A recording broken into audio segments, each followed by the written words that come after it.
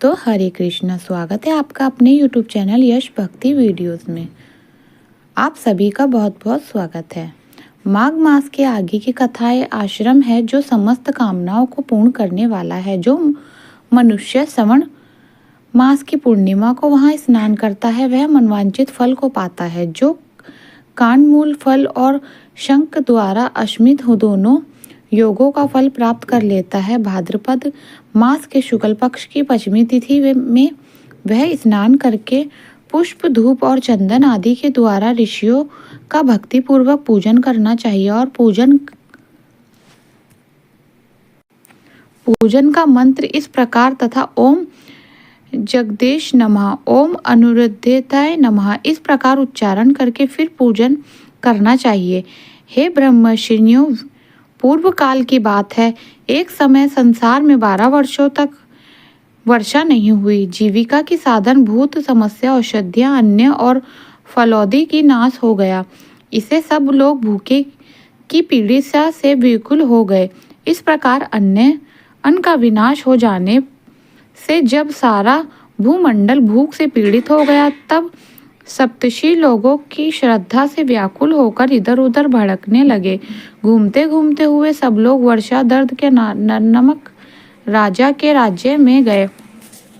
उनका आगमन सुनकर राजा वहां आए और इस प्रकार बोले कि मैं आप लोगों को अन्य ग्राम और धन जो आदि दूंगा, आत्मा ब्राह्मणों को उसे दूर से ही त्याग देना चाहिए, इसलिए तुम्हारा कल्याण हो। तुम घर लौटो जाओ, हम तुम्हारा धन कदापि नहीं लेंगे। ऐसा कहकर ऋषि लोग चमत्कार पूर्व की ओर चलते हैं। तब राजा ने गुलर के फूलों में सोना भरकर उन फलों को सप्तऋषियों के रास्ते में बहुत आगे रखवा दिया।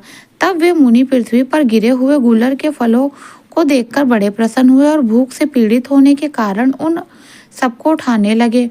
उन्हें भारी देखकर अति ऋषि एक फल तोड़कर देखना तो उसमें सोना देखकर कहने लगे कि हम लोगों की ज्ञान शक्ति बंद नहीं हुई है, हमारी बुद्धि मूंडी नहीं है जो इन फलों को सोने से भरे हुए जानकर भी हम ग्रहण कर ले।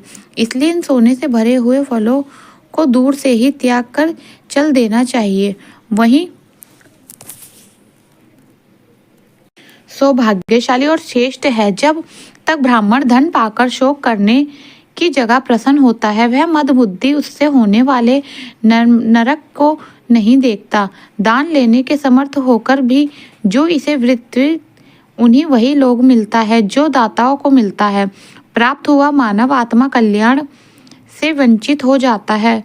भारद्वाज बोले, बुढ़ापे से जिन्होंने पुरुषों के दांत और बाल जिन हो जाते हैं, आँख और कान भी उनकी तृणा तरुण होती जाती है। जैसे पूरे शरीर के बढ़ने के साथ साथ प्रत्येक अंग भी वृद्धि को प्राप्त होते हैं, उसी प्रकार लालच भी धन को बढ़ाने के साथ साथ बढ़ता है जाता है।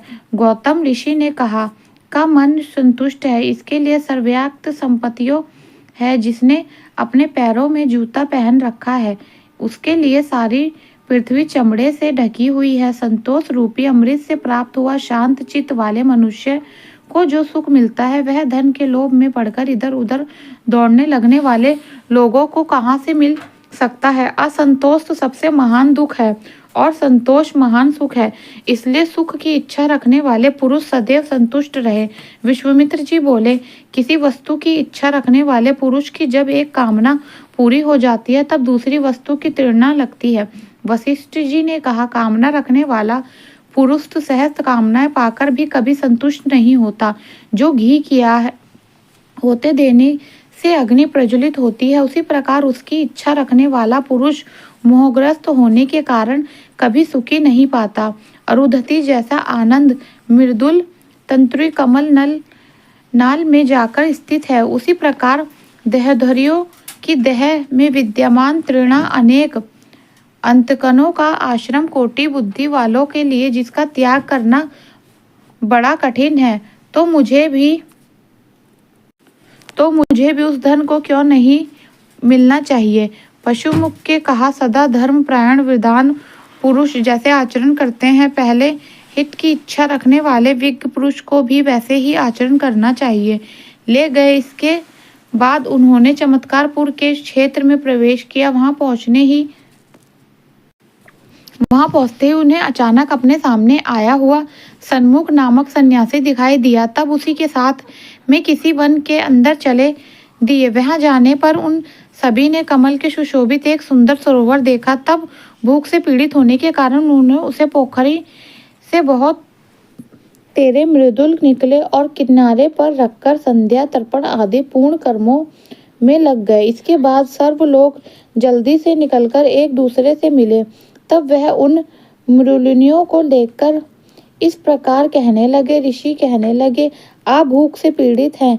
इस दशा में भी किसी निर्दय ने हमारे समस्त मृदुल इस स्थान से चुरा लिए हैं और निरंतर सत्य बोले। ऋषि बोले, कहा आपने जो शपथ किया है वहां जातियों को निश्चय हो गया है। इन मृदुलों की चोरी श्रीमान नहीं है। कहा, निश्चय मैंने आप लोगों को मृदुल चुराए हैं। आप में लोभ का अभाव देखकर मैं बहुत संतुष्ट हूँ, इसलिए आप मेरे साथ शीघ्र स्वर्ग लोक में पधारे। ऋषि बोले, देवराज, जब मैं मोक्ष मार्ग के प्रतीक हूँ, हमारे मन में स्वर्ग का लालच नहीं है। अंत में स्थित को मोक्ष के लिए हम तपस्या करेंगे। जमदग्नि मुनि ने कहा, सुरेश्वर, हमने मृदुलों से ही अपना जीवन निर्माण करते हुए समुद्र पर्याप्त समूची पृथ्वी के